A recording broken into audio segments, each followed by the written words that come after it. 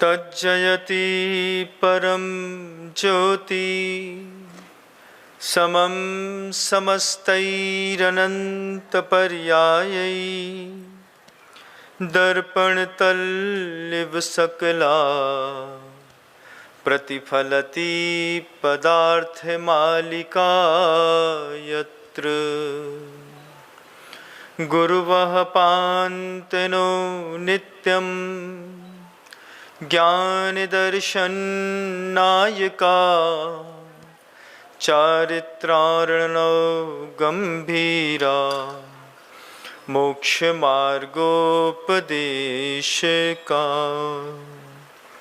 अहिंसा परमो धर्म की परम पूज्य आचार्य भगवंत गुरुदेव श्री विद्यासागर जी महाराज की, वर्तमान आचार्य परमेष्ठी मुनिराज श्री समय सागर जी महाराज की जय, समस्त मुनि संघ की जय। ये बोलिए पूज्य मुनि श्री विनम्र सागर जी महाराज की, ये बोलिए मुनि संघ की।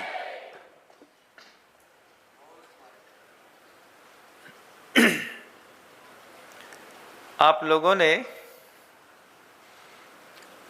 मोबाइल की स्क्रीन पर या फिर बड़े बड़े मॉल की स्क्रीन पर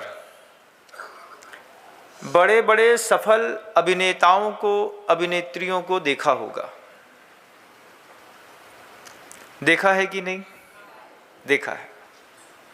मोबाइल की स्क्रीन पर देखा होगा, मूवी में देखा होगा, वेब सीरीज में देखा होगा, नेटफ्लिक्स पे देखा होगा, रील्स पे देखा होगा, इंस्टाग्राम पे देखा होगा। कभी टॉकीज गए होंगे तो टॉकीज पे देखा होगा। कोई फेवरेट हीरो या हीरोइन आपकी ज़िंदगी का एक आध कोई हो तो, सदी के महानायक हैं अमिताभ जी, और 16 से लेकर के और पहले से लेकर के आज तक उनकी सफल अभिनय कला को आपने देखा होगा। देखते ही रहते हैं, प्रतिदिन एक आध दो चेहरे पर आपकी नज़र टिक ही जाती होगी। लेकिन पूछना चाहता हूं, आपने कभी किसी अपने प्रिय अभिनेता को अपनी आंखों से सीधा कभी देखा है? जिसको भी आप अपना फेवरेट मानते हैं, उन अभिनेताओं को स्क्रीन से हटकर रियल लाइफ में कभी आप उनके पास खड़े होकर के उनको कभी उसके व्यक्तित्व को नापने की, देखने की, समझने की कोशिश करी क्या? आज तक कोई भी एक अभिनेता भी मिला हो जो उसको आप बहुत चाहते हैं? बहुत सारे लोग पता नहीं किसको किसको क्या क्या चाहते हैं, घर के अंदर फोटो लगा के रखी होगी, अगरबत्ती भी लगाते हैं। लोगों ने तो अपने अभिनेताओं के मंदिर तक बना लिए। लेकिन क्या कभी किसी अभिनेता को आपने अपनी आंखों से देखा है, बैठे हैं उसके साथ, संवाद किया है कभी? उत्तर ना में आएगा, क्योंकि जो लोग स्क्रीन पर मिलते हैं वो लोग रियल लाइफ में किसी से नहीं मिलते। जो लोग स्क्रीन पर मिलते हैं वो लोग अगर रियल लाइफ में कभी मिलते भी हैं तो इतनी दूर से मिलते हैं कि उतनी दूर से उनको वो आपकी नज़रों में दिख तो जाते हैं, लेकिन देखने का और मिलने का आपको सुख नहीं मिलता। लेकिन वो स्क्रीन की लाइफ पर बहुत सफल होते हैं। उनकी सफलता जब आप गूगल में सर्च करते होंगे, किसी भी अभिनेता या अभिनेत्री की संपत्ति के बारे में जब पता चलता है कि कोई 5,000 करोड़ का आसामी है, विराट कोहली को देख लीजिए, अनुष्का शेट्टी को देख लीजिए, और भी जो भी आपके यहाँ होती होंगी, है ना, जो शर्मा है, महाराज जी बोल रहे शर्मा है, हाँ, कोई भी है, नाम से अपने को क्या लेना। लेकिन आप दिन भर में बहुत सारी चीजें इन अभिनेताओं की चेक करते होंगे, देखते होंगे कि इनकी डाइट का स्टाइल क्या है, इनका वर्किंग आवर्स पीरियड्स क्या है, किस तरीके से इनका कितना कैपिटल है, एवरी मंथ की अर्निंग क्या है, एक मूवी का ये कितना लेते हैं। ऐसी बहुत सारी जानकारियां अपने अपने जीवन में आपने एकत्रित की होगी। लेकिन उसके बाद भी आज तक जिंदगी के 70, 80, 90 साल गुजर गए, किसी ने भी स्क्रीन पर दिखने वाले अभिनेता को रियल लाइफ में सामने बैठ करके कोई पॉडकास्टिंग नहीं करी होगी, कुछ पूछा नहीं होगा, मिले नहीं होंगे, हाथ नहीं मिलाया होगा, आधे घंटे बैठ करके कभी आपने किसी अभिनेता से बात नहीं करी होगी, लेकिन हमने करी है। हमने बड़े बड़े फिल्म स्टार्स से मिलना जब मेरा हुआ, अभिनेत्रियां भी गुरुदेव के पास में आई, अभिनेता भी बहुत सारे गुरुदेव के पास में आए। मैं देखता रहा, जब वो गुरुदेव से बात करते थे 15-20 मिनट, 25 मिनट, आधा घंटा, हम कमरे में घुस जाते थे। घुस करके हम देखना चाहते थे कि एक सफलतम व्यक्तित्व के जीवन में, एक सफलतम व्यक्ति के जीवन में क्या होता है, क्यों लोग उसके इतने दीवाने होते हैं, क्यों वो उसको इतना ज़्यादा प्यार करते हैं, क्यों वो सेलिब्रिटी बन जाता है कि नाचेगा वो और पैसा भी लेगा नाच दिखाने का, और अपन देते भी हैं। जीवन में ऐसा क्या है कि एक अपने चरम पर पहुंचा हुआ व्यक्ति कैसा कैसा दिखता है। तो वैसे मेरा तो पुण्य नहीं था किसी के साथ मिलने का, लेकिन गुरुदेव के साथ मिल करके और हमारा भी बहुत भला हुआ। जैसे कोई लोहे की कील होती है, अगर आप उसको पानी में डालें तो वो डूब जाती है। लोहे की कील को पानी में तैराने का कोई भी उपाय नहीं है, लेकिन अगर लोहे की कील को लकड़ी में ठोक दिया जाए तो लकड़ी की सहारा लेकर के जैसे लोहे की कील तर जाती है, ऐसे भी मैंने अपने पूरे आत्म परिणामों को गुरु के चरणों में ठोक दिया। मैं समझ गया था कि मैं अपने जीवन में लोहे की कील से ज्यादा बड़ा कुछ भी नहीं हूं। लोहा शब्द ही ऐसा है, कितना बड़ा भी लकड़ी का कोई भी गट्ठा भी क्यों ना हो, बड़ा से बड़ा पेड़ भी क्यों ना हो, खूब वजनदार भी क्यों ना हो, लेकिन वो पानी में तैर जाता है। और लोहे की छोटी सी सुई भी क्यों ना हो, इतनी सी है, मुश्किल से 5 ग्राम भी नहीं होगी, 1.5 ग्राम भी होगी मान लीजिए, तो वो 1.5 ग्राम की लोहे की कील भी डूब जाती है। कैसा आश्चर्य है।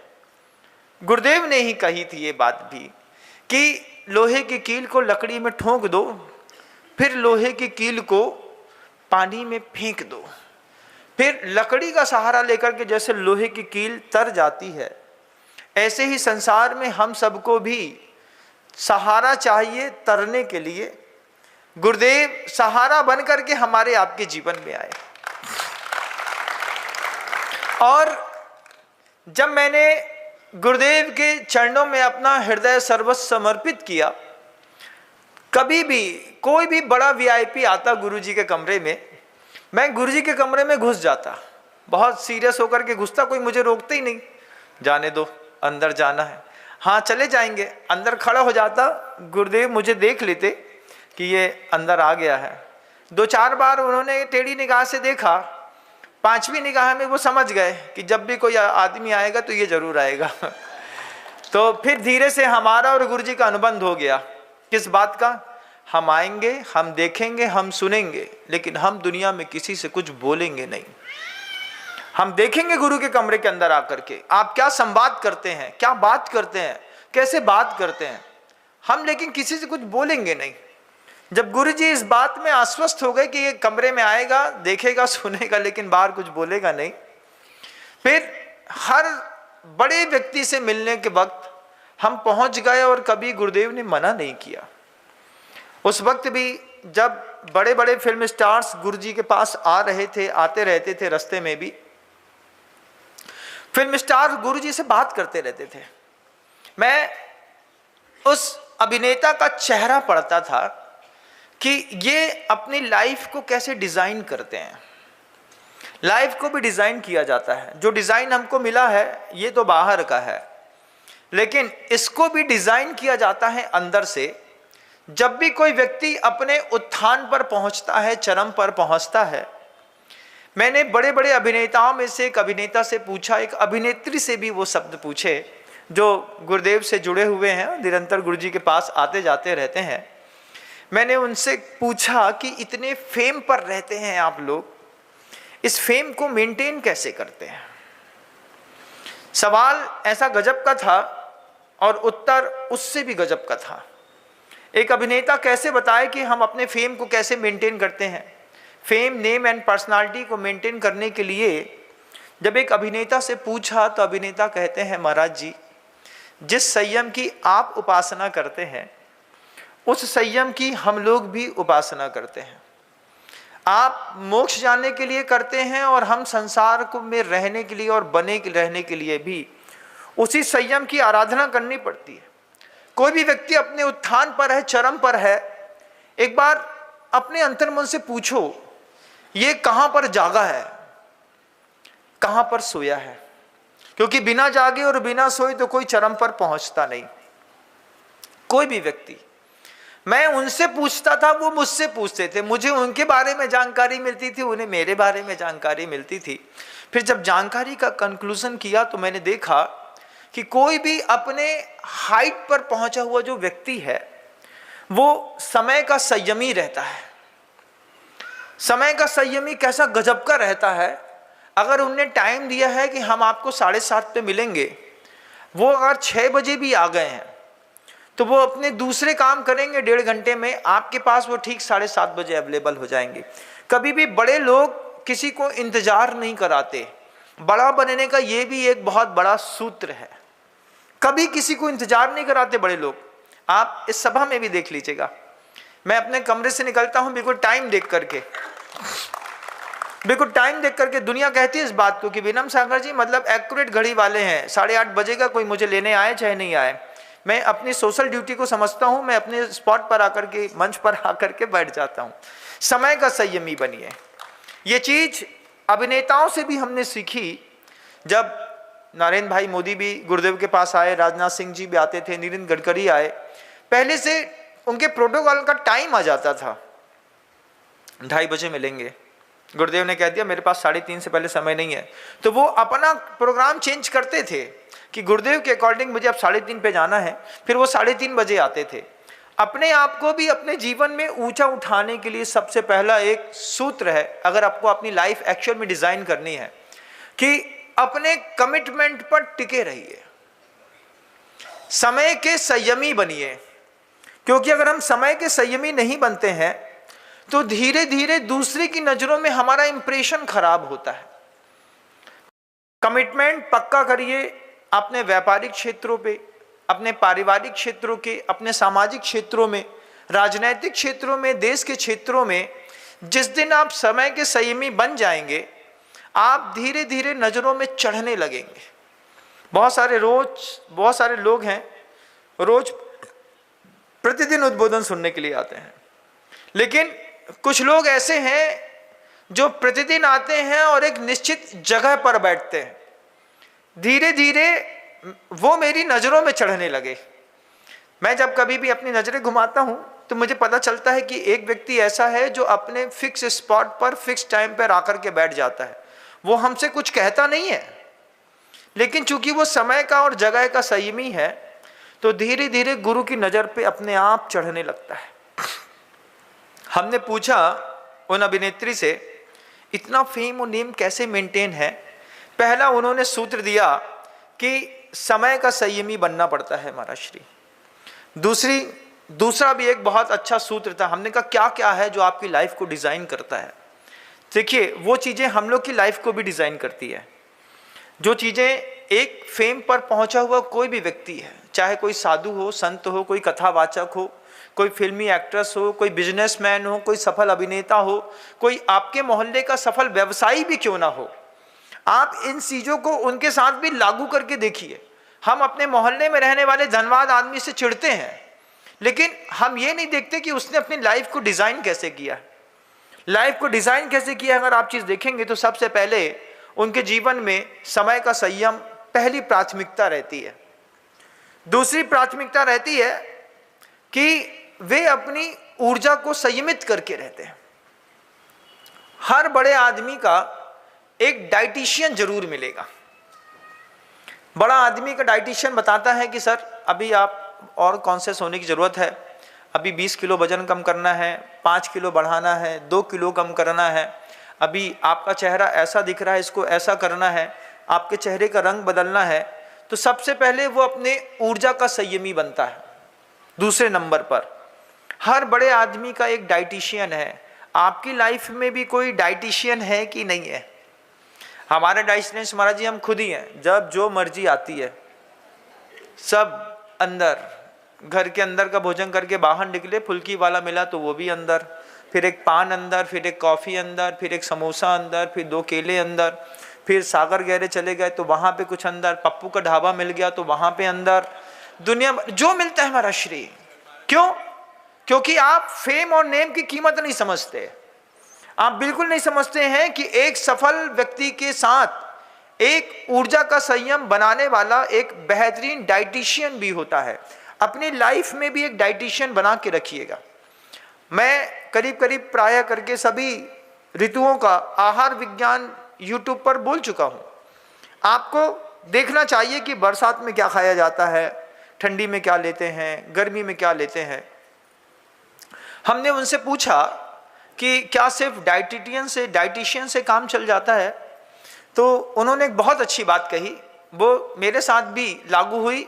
गुरुदेव भी उस बात को हम लोगों को सिखाते थे, महाराज जी जब कभी भी ऊर्जा का संयम हम बनाते हैं तो हम भोजन के संयम के साथ साथ मानसिक आहार में भी संयम स्वीकार करते हैं।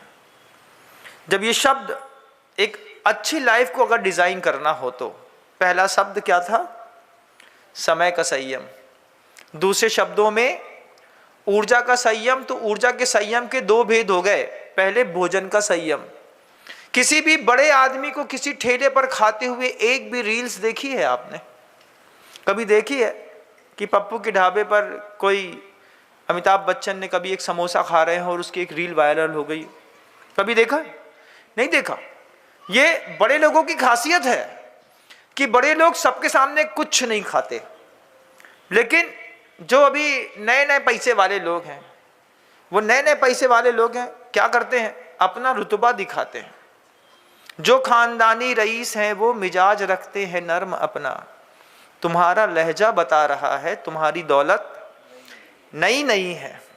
वो नई दौलत वाले जो होते हैं वो एक बड़ी गाड़ी खरीदेंगे, फैमिली को बैठाएंगे और एक बहुत बड़े रेस्टोरेंट में जा कर के बैठ जाएंगे और शाम को अपने आप को फ्रेश फील करेंगे।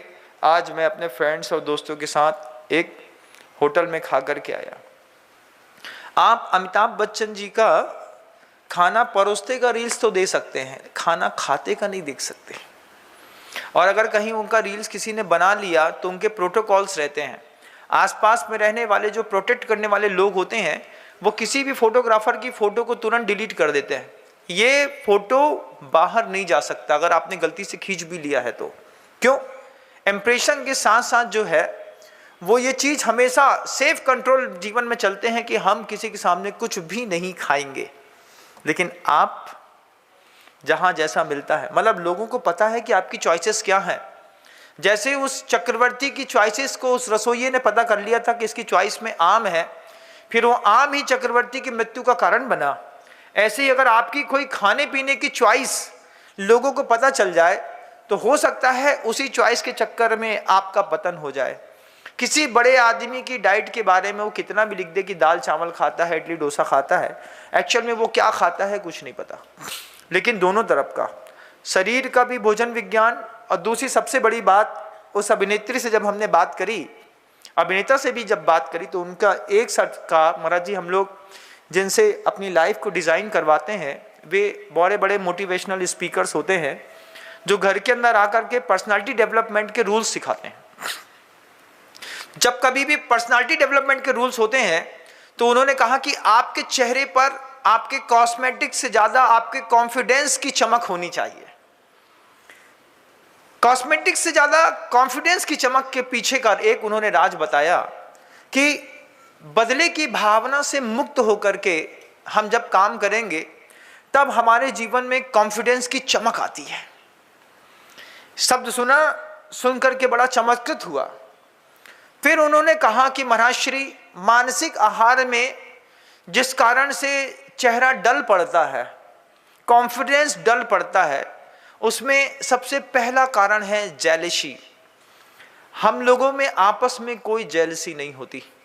और जिस भी एक्टर की, जिस भी डायरेक्टर की, जिस भी सफल अभिनेता की, जिस भी सफल व्यवसायी की लाइफ में जेलसी आई, और उसके चेहरे में झुर्रियां पड़ना शुरू हुई। तो धीरे धीरे जब किसी का भी जेलसी टाइम पीरियड बढ़ जाता है तो वो अभिनेता की फील्ड से हट करके इंडस्ट्रिस्ट की फील्ड पर चले जाते हैं।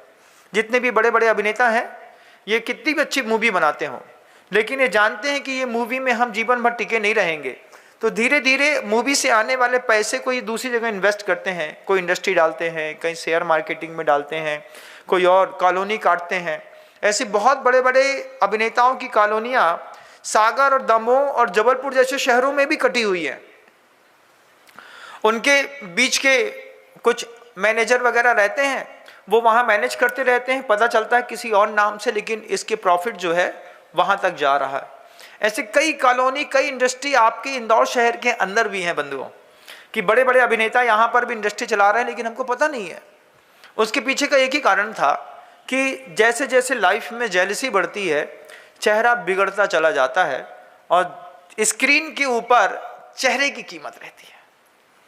उन्होंने कहा कि दूसरा चीज है ऊर्जा का संयमी। हमने उनसे वो बात भी पूछी कि समय के संयम, ऊर्जा के संयम के बाद जीवन का तीसरा प्रबंधन क्या है। उन्होंने बहुत अच्छी बात कही कि मनोविज्ञान को समझे बिना हम लोग एक कदम नहीं बढ़ाते।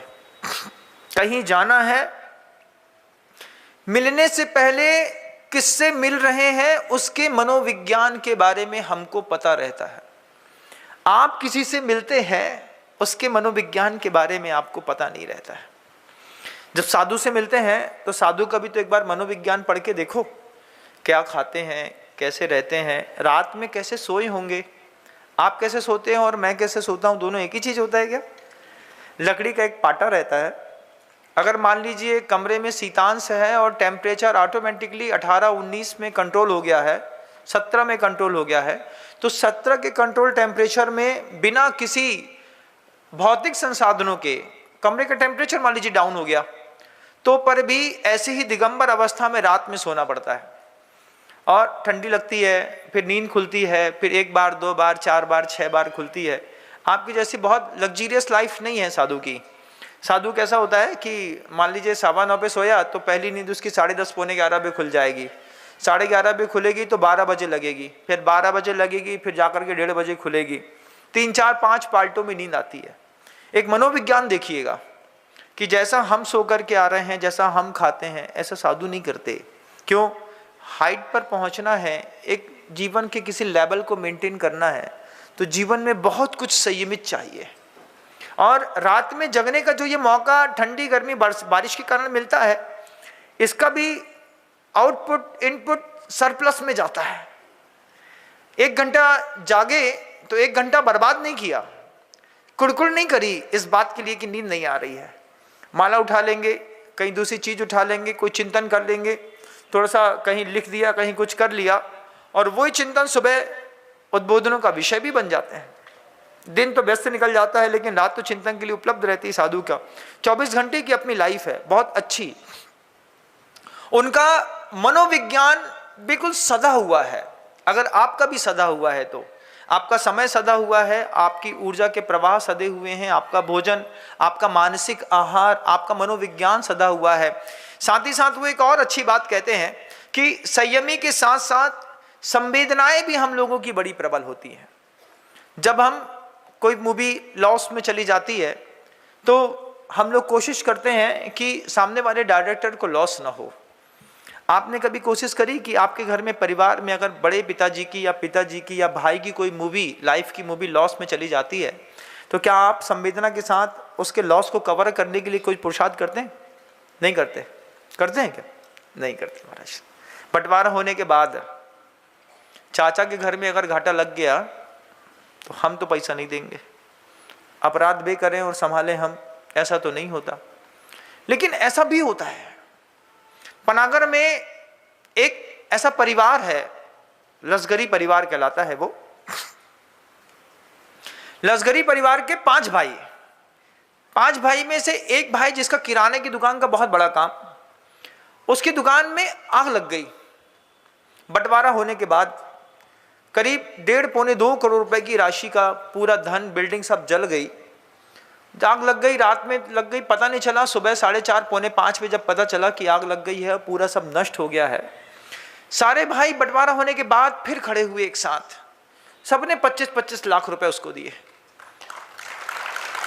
बोले कहां से उठोगे, कैसे उठोगे, कौन देगा, कौन करेगा तुम्हारा? हम भाई हैं, इस बुरे वक्त में संवेदना अगर काम ना आई तो भाई भाई ना होकर के कसाई हो जाता है। सारे भाइयों ने एक साथ मिलकर के 25-25 लाख रुपए की राशि दी। दोबारा उसी स्पॉट में 5 दिन बाद जेसीबी चलाई, पूरा स्ट्रक्चर तोड़ा, नए स्ट्रक्चर से फिर से बनाया, बना करके खड़ा किया। दुर्भाग्य 3 साल बाद फिर खिल करके सामने आया। एक बार फिर आग लग गई। फिर आग लगने पर भाइयों ने फिर कहा 3 साल में फिर बहुत कुछ कमा चुके हैं, एक बार तुम्हारी मदद करना फिर हमारा कर्तव्य बनता है। एक बार पुनः मदद करी बंधुओं, और दोबारा उनको खड़ा किया, और कभी ये अपेक्षा नहीं करी। सगे भाई से कैसी अपेक्षा, वापिस करेगा कि नहीं करेगा, होगा तो कर देगा, नहीं होगा तो नहीं करेगा। कहाँ गया, अपने भाई के पास है।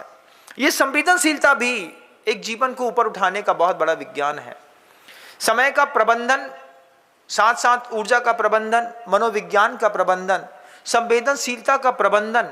उसके बाद हमने उनसे पूछा कि आप लोगों का वैभव तो बहुत रहता है, कितना नेम फेम रहता है, इतने लोगों को सुनते हैं तो आप लोगों को अच्छा लगा रहता होगा। बोले महाराज श्री, ये सब अलग जीवन है। जब हम लोग 15 दिनों में अपने सिस्टम से परेशान हो जाते हैं, तो उस परेशान होने के बाद 2-2 दिन तक हम लोगों के भी गुरु हैं, उन मेडिटेशन गुरु को पास में बुला करके उनसे अध्यात्म की शिक्षा अगर हम ना लें तो कभी भी उस जीवन में जी ना पाए। पिछली बार ही, मतलब सोचिए, जो बहुत अच्छे मोटिवेशनल स्पीकर्स होते हैं वो 1-1 घंटे किसी स्टार को समझाने का चार्ज करते हैं, 1 लाख रुपए, 1.5 लाख रुपए, 2 लाख रुपए, 1 घंटे समझाने मात्र का। और समझा करके बोलते हैं महाराज जी, जब वो समझाते हैं और जब हम लोग की मेंटेलिटी फिर से क्लियर होती है, तब जाकर के हम लोग अपनी ज़िंदगी को जी पाते हैं। ये 1 घंटे का उद्बोधन भी, ये भी आपके जीवन को प्रबंधन के लिए एक भूमिका है। ये भी आपकी लाइफ को डिज़ाइन करता है कि हम दूसरों से सीखें, समझें और अपने आप को डेवलप करें।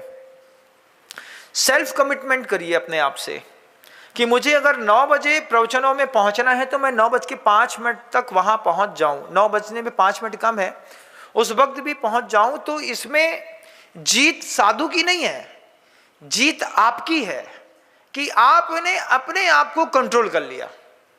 जब सामने बहुत अच्छा भोजन मिल रहा है और उस वक्त पता है कि हमारा पेट हमारा साथ नहीं देगा, और फिर जब आप अपनी जीभ को कंट्रोल कर लेते हैं तो जीत आपकी है कि हमने अपने आप को प्रबंधन कर लिया है। धीरे धीरे उनका फेम जैसे मेंटेन होता जाता है, ऐसे आपका भी फेम मेंटेन होता चला जाएगा। उनसे और पूछा, उनसे कहा कि आपका तो वैभव बहुत है, खूब पैसे मिलते हैं, बहुत कुछ आपके पास संपत्तियां हैं। बहुत मीठे शब्दों में क्या आध्यात्मिक जवाब देते हैं बड़े लोग। महाराज जी, एक पुण्य है और एक पुण्य का वैभव है, ये दोनों चीज़ों में अंतर है। हमको लगा कि साधु हमें कि ये समझा रहा है हमको। खजुराहो की बात है, हम लोग करीब 1.5-2 घंटे तक आपस में बात करते रहे। ये वीरोदय का कार्यक्रम था, उनको बुलाया था मुख्य अतिथि के रूप में। तब उनसे पूछा तो कहते महाराज जी, पुण्य में तो हमारे पास बहुत है, लेकिन हमारे जो गुरु रहे हैं पहले वारकेडी संप्रदाय के, उन्होंने पुण्य में और पुण्य के वैभव में अंतर बता दिया। पुण्य है, घर में बहुत अच्छी संपत्ति है, लेकिन हमारे गुरुजी कहते थे कि पुण्य अलग वस्तु, वैभव अलग वस्तु। वैभव क्या है कि हमारा पुण्य है अगर किसी और के परोपकार में काम आ गया तो उसको हमारे यहाँ वैभव कहा जाता है। तो हमारे पास बहुत सारे वैभव होने चाहिए। हमारे पास ज्ञान का वैभव होना चाहिए। ज्ञान हमारे पास है, लेकिन हमारा ज्ञान किसी परोपकार में काम आ जाए। हमारे पास पुण्य है, लेकिन हमारा पुण्य किसी के काम आ जाए। वाणी का भी वैभव होता है। हमारी वाणी है, हमारे पास बोलने की अच्छी क्षमता है, हमारा चेहरा अच्छा है, हमारे संवाद अच्छे हैं, लेकिन हमारा संवाद, हमारी वाणी, हमारा चेहरा किसी के काम आ जाए और कोई उसका उपयोग कर ले, तब हम समझते हैं कि हमने अपना वैभव जी लिया। इस मामले में अभी हम लोग बहुत शून्य हैं महाराज श्री। सुनते तो सब हैं, लेकिन अभी चैरिटी करने के लिए मन तैयार नहीं है, कुछ मानसिकता तैयार नहीं है। पुण्य की भी चैरिटी होती है। घर के अंदर पुण्य का बहुत बड़ा पेड़ लगा है, उस लगे हुए पेड़ में से पुण्य का छोटा सा फल तोड़ करके कभी मंदिर में चढ़ाना पड़ता है, कभी प्रभु के सामने चढ़ाना पड़ता है। सामाजिक परिस्थितियों को सुधारने में इन बड़े बड़े लोगों का बहुत बड़ा योगदान रहता है। तिरुपति बालाजी में जब आप राशियां चढ़ाते हैं तो वो सिर्फ मंदिर निर्माण में नहीं जाती। तिरुपति बालाजी की राशि उठ करके बॉम्बे कैंसर हॉस्पिटल तक आती है। कभी भगवान न करे कभी किसी के घर में उस तरीके का दर्द हो, लेकिन अगर हो गया तो आपको पता चलेगा कि जब आप टाटा मेमोरियल में जाते हैं, तिरुपति बालाजी के वहाँ पर एक संस्थान के लोग बैठे रहते हैं जो आपसे रिक्वेस्ट करते हैं कि अगर आपको पहली बार इस तरीके के दुख दुविधा या दर्द में आना पड़ा है तो 76,000 रुपये का इंजेक्शन वो मात्र 17,000 रुपये में अवेलेबल कराते हैं। मंदिर का पैसा निकल करके ऐसे लोगों के पास तक भी पहुंचता है, ऐसे लोगों को भी वो चैरिटी करते हैं जिनको वो पहचानते तक नहीं। पीछे का बस एक भाव कि उनके यहाँ भी ये बात बताई गई है कि अगर पुण्य से संपत्ति आए तो इसका वैभव बढ़ाना चाहिए, और फिर वैभव बढ़ाने से वो संपत्ति फिर बढ़ती है, रोटेट होती है। उन्होंने अपना स्टॉल लगा लिया, साई राम वालों का स्टॉल लगा है, तिरुपति बालाजी का लगा है, दूसरी और भी समाजों का लगा है, हरिदीवाल वालों का भी एक बहुत बड़ा वहाँ पर स्टॉल है। आप उस कौम को कमजोर मत समझिएगा, उनका वैभव दुनिया के 17 देशों में देखिए, जिसको आपकी भारत के लोग आतंकवादी कहते हैं। बड़ी बड़ी उन्होंने भी अपने सोसाइटी को डिज़ाइन किया हुआ है, पूरा कल्चरल डिज़ाइन किया है, पूरा दुबई उन लोगों ने अपने हिसाब से डिज़ाइन किया है। बहुत पैसा है उनके पास भी। आपके यहाँ ज़रूर वो बिल्कुल शेड्यूल या कुछ और तरीके के माने जाते होंगे, लेकिन हरिदीवाल वालों के पास दूसरी तरह का भी बहुत पैसा है। वो पैसा डिज़ाइन करते हैं और वो भी टाटा और बॉम्बे हॉस्पिटल के सामने अपना एक पूरा इंस्टीट्यूट, एक बिल्डिंग खड़ी कर करके बैठे हैं कि दुनिया से कोई भी हमारा भाई आएगा, वो तकलीफ में होगा तो उसको यहाँ पे सुविधा मिलेगी। ये चैरिटी की व्यवस्थाएं भी एक जीवन का सौंदर्य है। हम आप इसमें पीछे हैं, हम आप इसमें इससे पिछले पीछे हैं कि हमारी मानसिकता धीरे धीरे ऐसी होती चली जा रही है कि मैं भला मेरा घर भला, मैं अपने परिवार को संभाल लूँ, यही बहुत बड़ी बात है। लेकिन दुनिया में अगर ये बात भगत सिंह ने सोची होती, ये बात महात्मा गांधी ने सोची होती, ये बात भगवान महावीर ने सोची होती, सुखदेव और राजगुरु ने सोची होती कि मैं अपना परिवार संभाल लूँ, वो भगत सिंह भी सोचता होगा कि 19 साल 20 साल की छोटी सी उम्र में फांसी पर चढ़ जाना किसके लिए? परिवार के लिए सोच करके अगर मान लो वो जीता होता तो क्या कभी भगत सिंह फांसी पर चढ़ पाता? कभी गुरुदेव बुंदेलखंड पर आ पाते? कभी वो इतने सारे साधु साध्वियों को दीक्षित कर पाते? बिल्कुल नहीं। अपने लिए जीना भी कोई जीना है, अपने लिए जीने के लिए तो दूसरी पर्याय मिल जाएंगी। मनुष्य पर्याय ही है। परोपकाराय दुहंति गावः, परोपकाराय नदस्य भावः, परोपकाराय सताम विभूति, परोपकाराय तरो प्रसूति। आचार्य ज्ञान सागर जी महाराज जी ने जयोदय महाकाव्य में ये 4 पंक्तियां लिखी और गुरुदेव की ये प्राण दीपिका बन गई। ये 4 पंक्तियां थी, जब प्राण दीपिका बन करके गुरुदेव बार बार कहते थे कि दादा गुरु की ये 4 पंक्तियां मुझे बहुत अच्छी लगती हैं। परोपकाराय सताम विभूति, सज्जन पुरुषों की संपत्ति परोपकार के लिए। कैसी? जैसे परोपकाराय तरो प्रसूति। आम के वृक्ष पर जब फल लगता है, आम कब खाता है? वृक्ष कभी खाता है क्या? परोपकाराय, परोपकाराय दुहंति गावः, गाय के थनों में जो दूध आया है वो दूध भी परोपकार के लिए है। कभी गाय अगर अपने मुख से अपने थन तक पहुंच भी जाए तो भी कभी गाय ने अपना दूध नहीं पिया। परोपकाराय दुहंति गावः, परोपकाराय नदस्य भावः। नदियां बहती हैं छोटी छोटी छोटी गलियों से होकर के, जंगल से होकर के, शहरों के बीच से। कभी उनका भाव अपने आप को पुजवाने का नहीं रहा, परोपकार करने का रहा। ये 4 चीजें बड़ी परोपकारी हैं। आम का वृक्ष मतलब वृक्ष परोपकारी है, गाय परोपकारी है, नदी परोपकारी है और संत परोपकारी हैं। जब कभी भी कहीं पर भी बहते हैं, गुजरते हैं, रुकते हैं, ठहरते हैं, परोपकार ही करते हैं। इनके पास आकर के हम भी सुनते हैं, लेकिन हम पता नहीं क्यों, कैसा मोह है हमारा कि हम परोपकार की सोचते हैं लेकिन कर नहीं पाते हैं। आपका परोपकार गुरु की जीत का कारण बन सकता है, और आपकी ये स्वार्थ की भावना आपके गुरु को इस सृष्टि पर हरा सकती है। सबसे कहता हूं मैं कि गुरुदेव की जीत का एक कारण बनिए, गुरुदेव की जीत में एक निमित्त बनिए। एक संत की जीत में निमित्त बनना अपने आप में बहुत बड़ी बात है।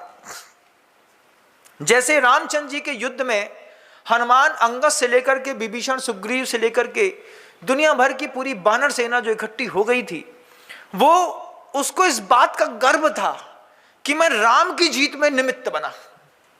मुझे भी इस बात का बहुत गर्व होता है कि मैं अपने गुरुदेव की जीत में निमित्त बन रहा हूं। मैं बहुत गर्वित होता हूं इस बात के लिए।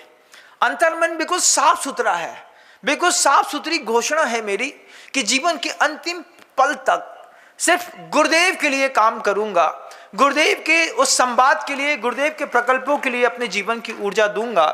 ये जब मैं अपने आप को खुद कई बार बोलता हूं, खुद मुझे लगता है कि मैं जिनके लिए जी रहा हूं वो निमित्त कितने अच्छे हैं। किसी संत के लिए हमारी ऊर्जा, हमारा विज्ञान, हमारा ज्ञान, हमारा संयम, हमारी वाणी, हमारा अन्न निमित्त बन जाए। अपने लिए निमित्त बनना भी कोई निमित्त बनना है। 4 बच्चे पाल लिए, बहुत बड़ा तीर मार लिया, कोई बहुत बड़ा तीर नहीं मार लिया। 4 बच्चे की चिंता छोड़ करके देश की रक्षा कर ली तो भगत सिंह ने तीर मार लिया, राजगुरु ने तीर मार लिया, सुखदेव ने तीर मार लिया, महावीर ने तीर मार लिया, आदिनाथ स्वामी ने तीर मारा। किस बात का? विहाय यह सागर वारि वाससम वधूम विवेमाम वसुधा वधूम सतीम मुमुक्षुरिक्ष्वा कुकुलादिरात्मवान प्रभो प्रभव्राज सहस्नु रच्युता। वो निकले घर से बाहर, सब था ना उनके घर के अंदर, असंख्यात देवी देवता पैदा होने के बाद घर के बाहर लाइन लगा करके खड़े थे। आसमान में भी रक्षिकाएं देवियां खड़ी रहती थी, खबरदार अगर ऊपर से भी कोई शक्ति आकर के मेरे इस स्वामी को थोड़ा भी परेशान करे तो। लेकिन निकले ना कंफर्ट जोन से बाहर, कंफर्ट जोन से बाहर निकलिए। कंफर्ट जोन से बाहर निकलने का एक अलग मजा है। घर के अंदर सुविधाएं हैं, वहीं पे कूलर मिल जाता है, अच्छा गर्म पानी मिल जाता है, भोजन मिल जाता है, पत्नी मिल जाती है, इंद्रिय के सुख मिल जाते हैं, पैसा मिल जाता है। लेकिन उसके बाद जब आपके तीर्थंकर आदिनाथ स्वामी उस पूरी कंफर्ट जोन से बाहर निकले, कुछ तो चाहते होंगे अपने लिए भी कंफर्ट जोन से बाहर निकलिए। हम भी खुद, गुरुदेव बार बार कहते थे, बरसते पानी में, ठंडी में बरसता पानी रहता था, बिहार करने की इच्छा नहीं होती थी दिसंबर जनवरी में। अब निकलेंगे, अब निकलेंगे, अब निकलेंगे। गुरुदेव हम लोग का मन ताड़ जाते थे। जैसे एक जिराफ पैदा होते साथ ही बच्चे को लात मारता है, ऐसे गुरुदेव भी अपने शब्दों की जब फटकार मारते थे, जब देख रहे हैं कि पानी बरस रहा है, रुक ही नहीं रहा है, रुक ही नहीं रहा है, मुकाम तक पहुंच नहीं पाएंगे, तब धीरे से गुरुदेव बाहर निकलते, बोलते क्यों ठंडी लग रही है। अब गुरुदेव पूछेंगे ठंडी लग रही है तो क्या बोलेंगे? नहीं लग रही है। तो फिर चल, जब ऐसा प्यार से बोलते, अरे चल जो होगा तो देखेंगे। बस जैसे उनने कहा उसके बाद तो ना ठंडी ना पानी, गुरुदेव को छाता कवर अप किया और खुद पानी में निकल गए। फिर गुरुदेव जब हमको देखते कि ठंडी में ये पानी में जा रहे हैं, इनके साथ दूसरे साधु भी जा रहे हैं, तो आचार्य सिंह जी मुस्कुराते हुए कहते, बोले इन लोगों को बस एक बार जगाना पड़ता है, फिर इनको ना छत्ता लगता है ना पानी का दर्द होता है, बस एक बार जगाना पड़ता है। तो वास्तव में लगा कि गुरुदेव एक बार मुस्कुराहट के साथ जगा देते, चलो हो जाएगा। फिर निकल गए। फिर आचार्य सिंह से पहले पहुंचना, गुरु जी का कमरा मेंटेन करना, उनके लिए गर्म एनवायरनमेंट बनाना, उनके पैर की व्यवस्थाएं करनी, गर्म पानी की व्यवस्थाएं करनी। आचार्य सिंह जी के साथ निकले और आचार्य सिंह जी से आधा घंटा पहले पहुंच करके, क्या जीवन था हम लोगों का। जब कभी भी सोचते हैं कि 4 साधु गुरु जी के निकलने से पहले निकल गया, 8 साधु गुरु जी को कवर करके निकला, 2 साधु पीछे आ रहा है, 2 साधु आधा 1 किलोमीटर आगे चल रहे हैं बताने के लिए कि रास्ता सही है कि खराब है, क्या है, कैसा है। 4 साधु जो पहले पहुंच गया, अपने गुरु के प्रति क्या लगाव रहता था हम लोगों का, आज भी याद करते हैं। तो पहले से पहुंच जाएंगे, कमरा देख लेंगे, पाटा देख लेंगे, व्यवस्थाएं देख लेंगे, जंगल जाने का, लघुशंका करने का स्थान देख लेंगे, कितनी दूरी पर गुरुदेव जी का सिंहासन लगाना है, प्रवचन कहाँ पर होना है। कभी साबक के भरोसे नहीं रहे हम लोग। साबक के भरोसे रहे तो परेशानी होती थी। खुद आचार्य जी खुद एक बार गुरुदेव ने कहा, जैसे प्रधानमंत्री का प्रोटोकॉल होता है, ऐसा आचार्यों का भी तो कोई प्रोटोकॉल होता होगा। एक बार संकेत दिए प्यार से गुरुदेव ने। जब लगा कि बहुत अनकंफर्टेबल 3-4 दिन हो रहा है, उस दिन से समझ में आया कि साधना के अलावा गुरु की रक्षा संरक्षण करना भी एक बहुत बड़ा धर्म ध्यान है। फिर पुस्तक कम उठाई, लेकिन गुरु जी के साथ जीने का आनंद आया। बिहार में पहले जाओ, पहले देखो गुरुदेव को कंफर्ट कहाँ रहेगा, ठंडा गर्म क्या है, मौसम कैसा है, प्रकृति कैसी है, वहाँ पर सारी व्यवस्थाएं हैं कि नहीं है, वो आवास जहाँ पर साधकों ने चूज किया है वो अपने उपयुक्त है भी कि नहीं है। नहीं है तो एट ए टाइम पे कमरे बदलो। वो भी देखे हैं कि जब अचानक किसी के घर के अंदर घुसे, कमरा खाली कराया, पाटर लगा दिया, और आचार्य जी आ रहे थे, उनको बताया कि वो स्कूल है, और रास्ते में खड़े हुए थे, धीरे से इशारा किया। आचार्य जी ने बोला, उनको पता है कि लड़के आगे खड़े हैं, मतलब इनको कहाँ रुकना है, इनके हिसाब से चलेंगे। और जैसे ऐसा इशारा किया, गुरुदेव वहां जाते जाते यहाँ मुड़ गए और बोलते हैं, तुम लोग वहां चले जाओ, मेरी व्यवस्था तो यहीं पर है। और जाकर के बैठ गए। उसका एक अपना आनंद है। 1-2 साल नहीं, 1-2 महीने नहीं, 20 साल लगातार ये सुख मिला। 20 साल सुख मिला इस बात की कि अपने गुरु के लिए आगे पीछे ऊपर नीचे होना, यही तो जीवन का सौंदर्य है। वहां पर भी ये सौंदर्य जब मिलता था, ऐसा गजब का लगता था। अभी भी लगता है कि दोबारा एक बार आचार्य महाराज, समय सागर जी महाराज 2-4 साल के लिए ही सही, लेकिन अपने पास बुला ले, बोले कि विनम्र सागर जी 2-4 साल हमारे पास रहो, कुछ और सीखो। इस निमित्त से कम किसी भी निमित्त से गुरु की सेवा करने का एक बार और मौका मिले। ये कई बार सोचता हूँ, लेकिन जानता हूँ यथार्थ में, ग्राउंड रियलिटी में हो नहीं सकता। कितनी दूरियां हैं, एक दूरी के बाद दूसरे कर्तव्य दे दिए जाते हैं। ये भी गुरु जी की आज्ञा है। जीवन का अपने चरम पर पहुंचने के अपने अपने तरीके हैं। आपका तरीका क्या है? क्या आप गुरु के लिए निमित्त बने क्या? आचार्य भगवंत तो कई बार बोलते थे कि दादा गुरु ज्ञान सागर जी महाराज श्री भी मुझे वहां से आशीर्वाद देते होंगे कि अपने गुरु के लिए निमित्त बन गया। एक शब्द कह दिया दादा गुरु ज्ञान सागर जी महाराज श्री ने कि देखो गुरुकुल बनाना। एक शब्द लेकर के 57-58 साल तक लगातार लगे रहे कि दादा गुरु लास्ट समय पर, अंतिम समय पर बोल करके गए गुरुकुल बनाना है। हर जगह मेहनत करी। निमित्त बनना, अपने गुरु के लिए निमित्त बनना बहुत बड़ी दुनिया की बात है। गुरु के संकल्पों के लिए निमित्त बनना, अपनी ऊर्जा का प्रयोग अपने गुरु के लिए करना और करते चले जाना, ये भी गुरुदेव ने अपनी कार्यशैली से कितनी सहजता में सिखाया। ऊंचा उठने का ये भी एक तरीका है कि अपना परिवार, अपने आप को छोड़ करके कंफर्ट जोन से बाहर निकलिए, गुरु के लिए निमित्त बनिए। बहुत सारे जीवन के प्रबंधन हैं, बहुत सारी लाइफ को डिजाइन करने वाली और भी संवाद हैं, और भी शब्द हैं। आचार्य कहते हैं कि अगर आपको बहुत ऊंचा उठना है, वही फिल्म स्टार्स जो रील पर पता नहीं क्या क्या दिखाते हैं, उन्हीं फिल्म स्टार्स को जब आप रियलिटी में देखेंगे तो उनकी नैतिकता से भी आप प्रभावित हो जाएंगे। मैंने देखा ये जितने भी लोग होते हैं बड़े, वो नैतिक होते हैं, अनुशासित होते हैं, सामाजिक विज्ञान को जानने वाले होते हैं, मनोविज्ञान को जानने वाले होते हैं, इंद्रिय के संयमी होते हैं। भले वो अपनी खुद की व्यक्तिगत जिंदगी में अपराधी क्यों ना हो, लेकिन व्यवहारिक जिंदगी में ये लोग इतने संयमी होते हैं।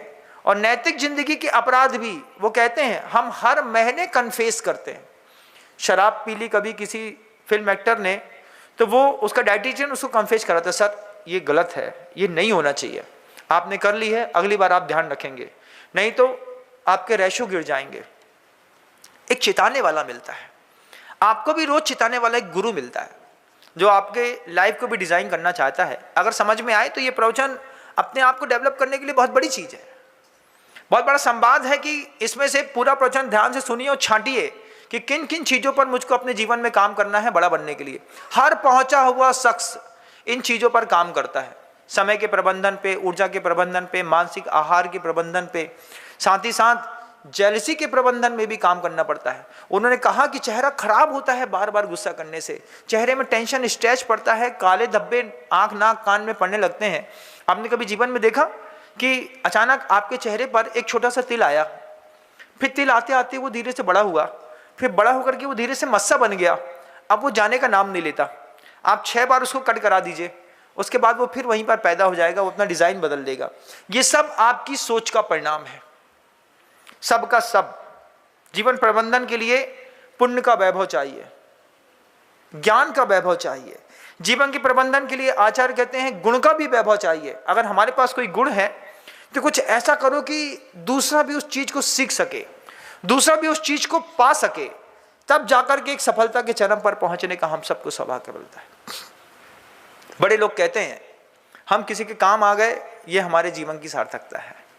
और हम सबकी या फिर आप सबकी ऐसी कोई धारणा बन जाए, अगर मान लीजिए कि हमारा पुरुषार्थ सिर्फ हमारे ही काम आ जाए, तो कितनी बड़ी बड़ी चीजें आप इंदौर शहर में देखिएगा, जो चीजें सार्वजनिक हैं, लेकिन उस सार्वजनिक चीजों के पीछे किसी व्यक्ति का धन लगा हुआ है, और उन धनों को लगाने के पीछे उनका एक उद्देश्य था कि एक संस्कृति का निर्माण अगर हमने सही समय पर सही ढंग से कर दिया तो आने वाली पीढ़ियों को भी एक सही संवाद मिलता रहेगा। इंदौर भरा पड़ा है, हर बड़े आदमी को अगर आप देखिएगा, अगली बार उससे ईर्ष्या मत करिएगा। हमारी आदत क्या होती है, जब कि भी सफल आदमी को देखते हैं तो 2-3 शब्द बोल देते हैं, सब चोरी का माल है, 2 नंबर के धंधे होंगे तब तो इतने बढ़ रहे हैं, 1 नंबर की कमाई में तो दाल रोटी चलाना मुश्किल है। जबकि आपको बोलना चाहिए था, आचार्य जी कहते थे किसी पुण्यवान को देखो तो उसके पुण्य की प्रशंसा करो तो पुण्य बढ़ेगा। और ईर्ष्या का एक बड़ा अच्छा सूत्र है, जिसके साथ की जाती है उसको ताकत मिलती चली जाती है, जिससे जलोगे वो बढ़ेगा। जिंदगी का सूत्र है ये, जिसके प्रति ईर्ष्या करेंगे वो और बढ़ेगा, और ईर्ष्या करो वो और बढ़ेगा। भैया हम 3 साल से कुड़ रहे हैं इनसे, लेकिन जो पहले वैगन आर में घूमते, अब इन लोगों ने इनोवा ले आए, और में भी टॉप मॉडल की लेकर के आए, और कोई बड़ी गाड़ी आती है जैगवार आती है, जैगवार ले आए। कैसे ले आए? तुम्हारे जलवे के बाद भी। तो जेलसी का सूत्र है, आप घर के अंदर भी देख लीजिएगा। जेठानी अगर देवरानी से चिढ़ती है तो देवरानी और डेवलप होती है,